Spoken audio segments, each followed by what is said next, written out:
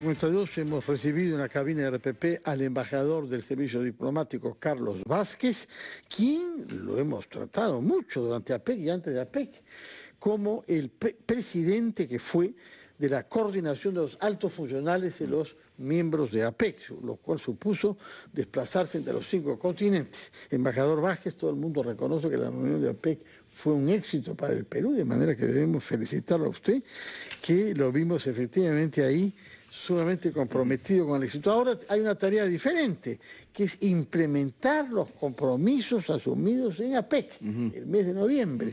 Y se ha creado para eso un grupo de seguimiento de estos acuerdos, sobre todo porque el gobierno del Perú quiere que los acuerdos suscritos en el marco de la APEC mejoren la calidad de vida de la población peruana. Sí. De manera que tiene usted la palabra para hablarnos cuáles son esos acuerdos importantes, los más importantes, y cómo se van a traducir en mejorar la calidad de vida de los peruanos. Bueno, ante todo quisiera saludar a la audiencia de RPP y agradecer a Carlos y a Fernando por haberme invitado a participar en esta entrevista. Sí, efectivamente, el día de ayer se llevó a cabo una reunión en la Cancillería, liderada por el señor Canciller, en la que participó el primer ministro, varios ministros de Estado y viceministros de aproximadamente 17 ministerios que están comprometidos en la puesta en marcha de los compromisos asumidos en el año APEC Perú 2024.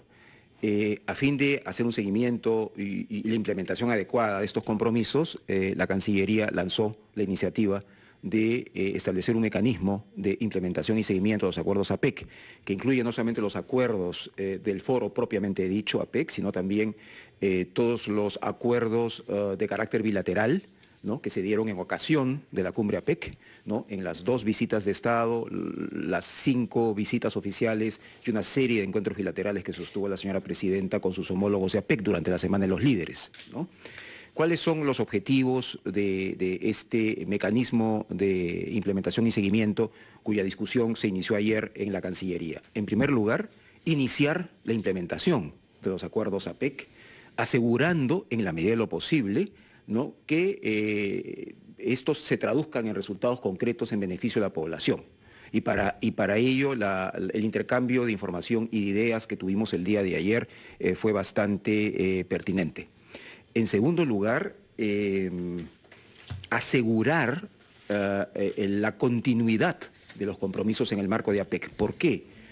Porque es necesario el involucramiento permanente de muchas entidades del Estado y de la sociedad peruana en su conjunto, en la medida en que muchos de estos entregables APEC tienen un horizonte temporal de mediano y largo plazo, que trasciende los ciclos electorales, ¿no? Por ejemplo, la hoja de ruta para la transición hacia la economía formal y global tiene un horizonte temporal de 15 años, que va del 2025 hasta el año 2040, y está alineado con la evaluación de la denominada Visión Putrajaya 2040, ¿no? Entonces es necesario que se establezca una estrategia importante entre los sectores involucrados para poner en práctica este entregable. Y si me permite, ¿cómo no?, el último objetivo principal de esta iniciativa es mantener el liderazgo que ejerció el Perú en el año 2024, ¿no?, y de esa manera reforzar la proyección de los intereses de nuestro país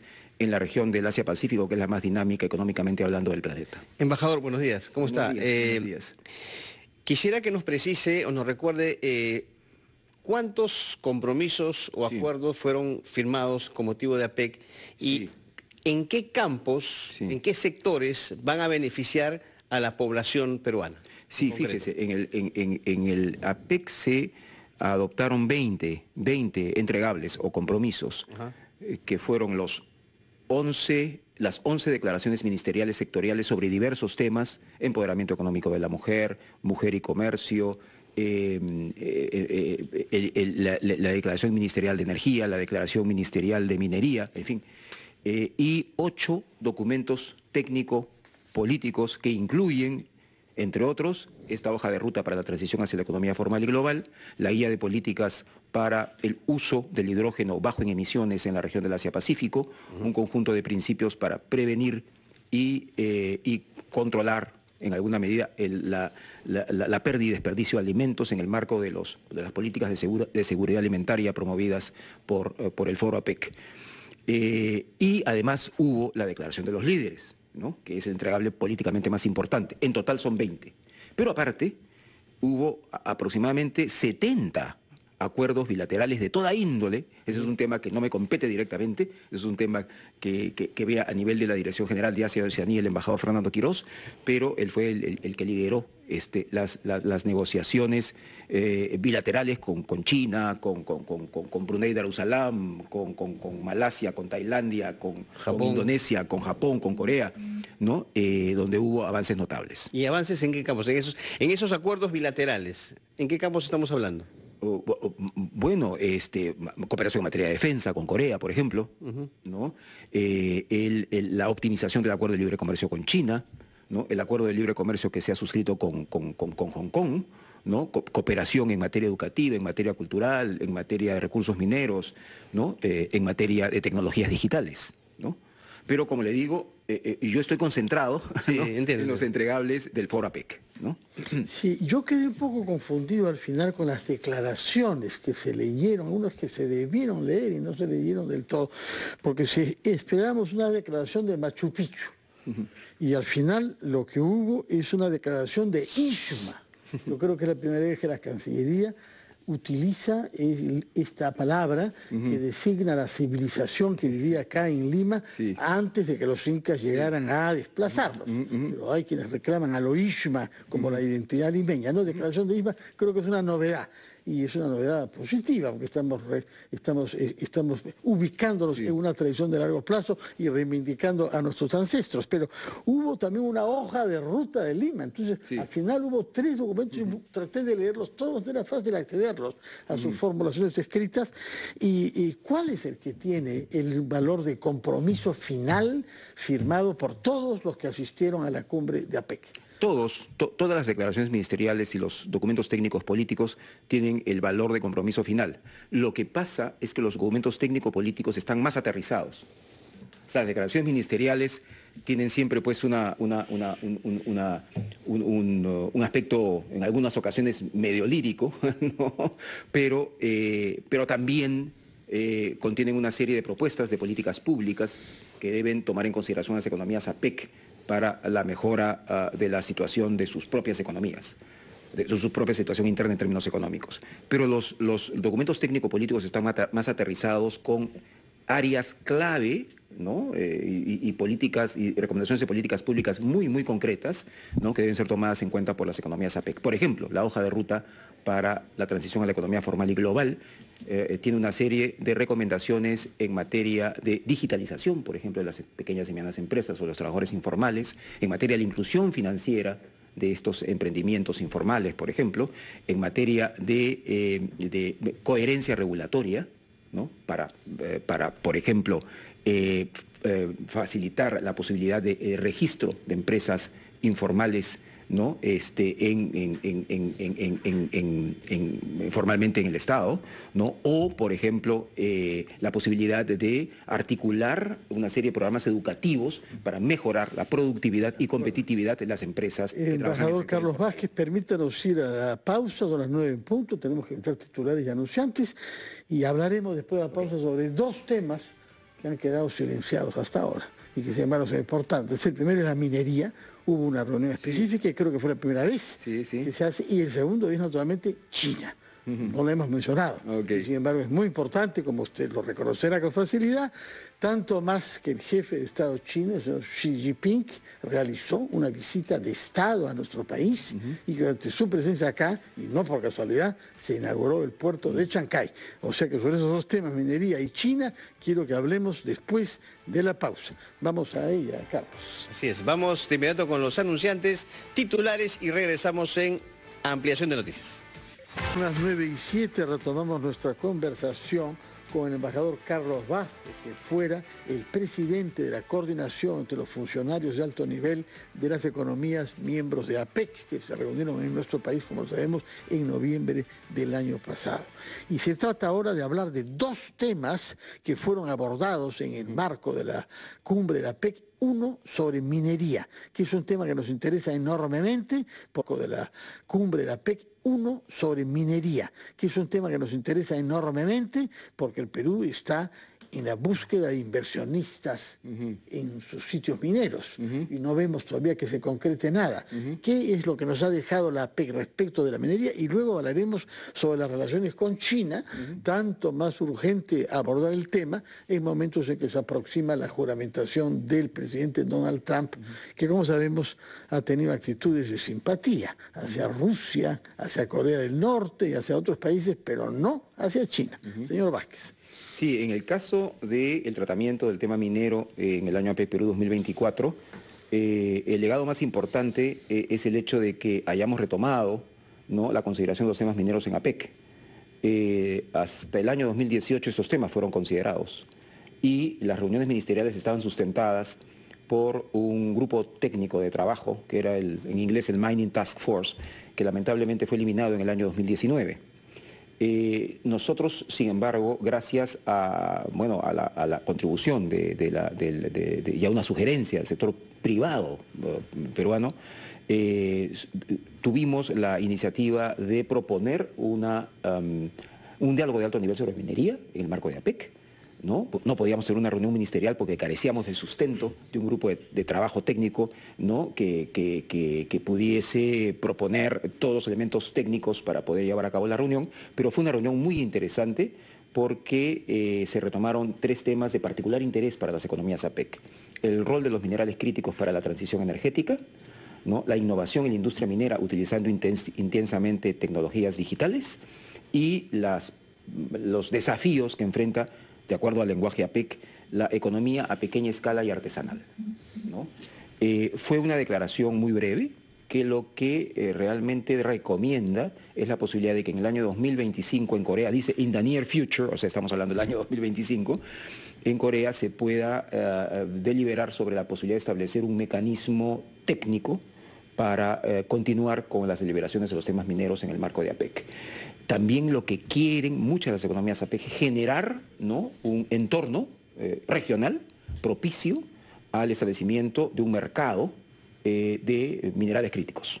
Y al hablar de minerales críticos estamos hablando de cobre, por ejemplo, que es muy importante para los vehículos que son activados eléctricamente. O sea, un vehículo eléctrico utiliza 3 o 4 veces más cobre que un vehículo activado por combustibles fósiles. Bueno, níquel, en fin, grafito y otras tierras raras, ¿no? Y yo creo que de continuar estas deliberaciones en el marco del foro APEC, las posibilidades de atraer inversiones para estos sectores específicos en el campo minero podrían ser muy grandes, ¿no?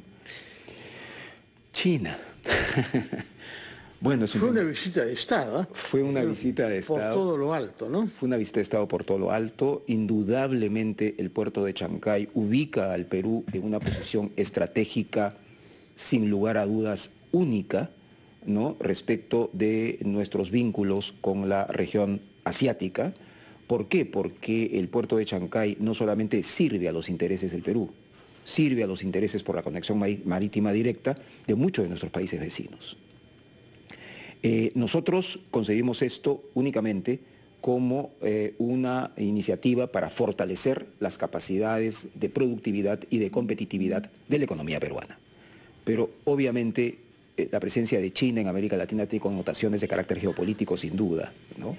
Es un tema delicado, ¿no?, que tenemos que calibrarlo detenidamente y permanentemente, ¿no?, para tratar de jugar en distintos tableros de la manera más productiva posible en función de los intereses del país.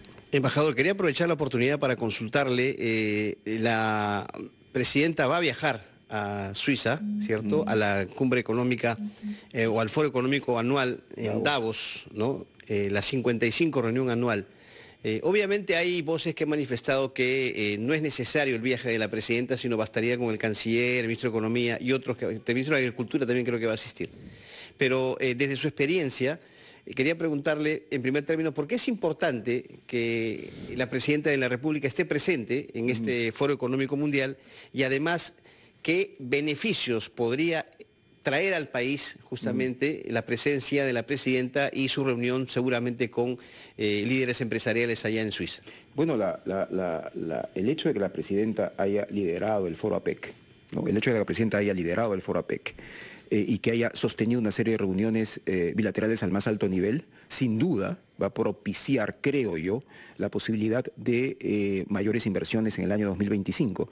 Para que ustedes tengan una idea, en el año 2016, cuando celebramos o organizamos el año APEC por segunda vez, ¿no?, se registraron inversiones en el año 2017 del orden de los 9.000 millones de dólares procedentes de las economías APEC. Esperemos que esta experiencia pueda replicarse. La presencia de ella en el Foro Davos, sin duda, contribuye a dar un mensaje político del compromiso al más alto nivel del Perú con las propuestas de política que propone el Foro Económico de Davos, donde participan además una serie de empresarios del más alto nivel, ¿no?, con posibilidades de establecer algún tipo de acuerdo o algún tipo de compromiso respecto a la posibilidad de explorar posibilidades de inversión en el Perú. Y por esa razón, por el hecho de que la Presidenta es la que conduce la política exterior del Estado, ¿no?, el compromiso al más alto nivel, ¿no?, está de otra manera demostrado por su presencia en el Foro Davos, que es sumamente importante para poder, en fin, posibilitar posibilidades de inversión en el Perú en el mediano y largo plazo. No va a ser de manera inmediata, pero es un entorno propicio para empezar el proceso. Ahora, la señora Presidenta participará en varios paneles, creo que así, sobre temas como América Latina, como mujer y como medio ambiente, en la que no hay todavía una política definida y desplegada en el Perú, ¿no? Nos enteraremos ahí de cuál es nuestra postura sobre el cambio climático global y sobre el tema de la mujer. No hemos visto todavía el desarrollo de una formulación programática clara. Sí, lo que sí tengo entendido también es que muchos de los países y los delegados que participan en el Foro Davos están muy interesados en conocer el balance del año APEC Perú 2024. Yo estuve en la sesión, en un consejo de la sesión final del Consejo de la OCDE en París en diciembre, hace algunas semanas. Participé primero en febrero con una presentación de las perspectivas del año APEC Perú 2024 y después al final en diciembre con el balance del año APEC Perú 2024. Realmente la respuesta fue muy positiva, hubo muchísimo interés porque muchos de los entregables del año APEC Perú 2024 coinciden con las recomendaciones de la OCDE, ¿no?, en el proceso de admisión nuestro a esta organización. Y por eso hay como sinergias, se han creado sinergias entre los resultados de APEC y las posibilidades de acceder a la OCDE. Yo creo que en el Foro Davos va a haber un interés también similar en conocer cuál es el balance general de los resultados del año APEC Perú 2024. Entre el 20 de enero y el 24 de enero el despacho presidencial ha sido autorizado, ¿no? Es una noticia que nos ha caído mientras hablábamos con el embajador Carlos Vázquez, a viajar en compañía de la Presidenta de la República, acompañando a la Presidenta de la República a este foro que es de carácter privado, que existe en Suiza hace 55 años, pero como lo ha recordado el señor Vázquez, reúne a personalidades de la política, pero sobre todo de la empresa y del sector privado. Estamos hablando sobre todo de empresas tecnológicas, empresas mineras que tienen eventualmente posibilidades de invertir en nuestro país. Muchísimas gracias. Muchas gracias. Felicitaciones por la condecoración que ha recibido, el orden al mérito que nosotros que lo hemos recibido acá en varias oportunidades antes de APEC, que lo hemos visto trabajando ahí. No nos cabe ninguna duda del esfuerzo que ha desplegado en beneficio de los intereses de nuestro país. Felicitaciones por su condecoración, embajador Carlos Vázquez. Gracias. Carlos, entre tanto tenemos una noticia que tiene que ver con el fútbol y la justicia penal. Así es, porque ya el Poder Judicial, específicamente el